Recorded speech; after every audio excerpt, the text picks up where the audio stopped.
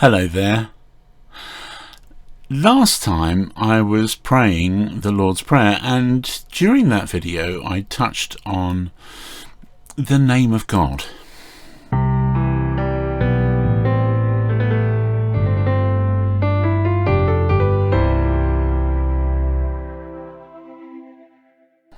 Yahweh or Jehovah is how it's often said in English circles, although I think that's an approximation to how it would be pronounced in Hebrew, and probably inaccurate, both of those. And I'm quite glad about that, because in Judaism it is considered utterly inappropriate to pronounce the name of God, to actually speak it out and say that word. Now that's a rabbinical instruction that goes back centuries.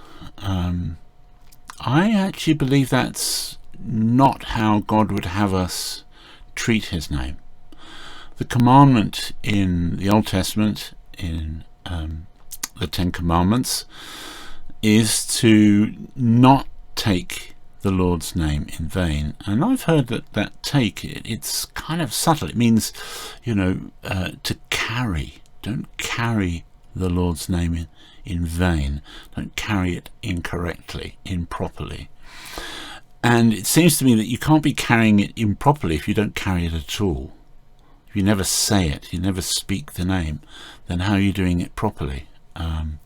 Unless the only proper way, and I guess this is the rabbinical instruction, is that the only proper way is not to do it at all, that it is too precious to be spoken at all. But I don't believe that that's really what that commandment means.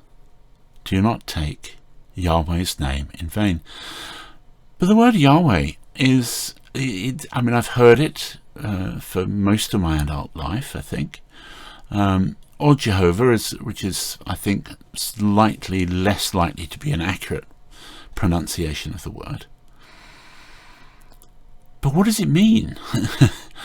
Names have meanings, and it's important about names. It's interesting that God went to the trouble to change Abram's name to Abraham. And it seems important to add this little this little bit to the name.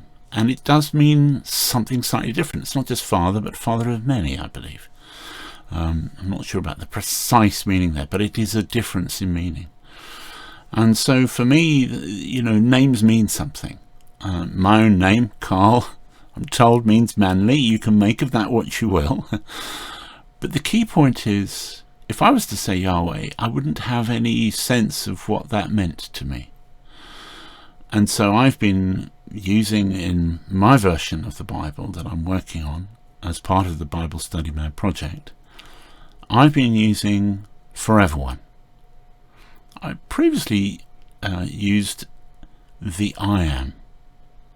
And the sense that I'm trying to convey, which I understand is as near as we can get to a fair translation of that word, is this sense of utter permanency, that God is the one who was and is and forever shall be, that he has no beginning or end. He is Forever One.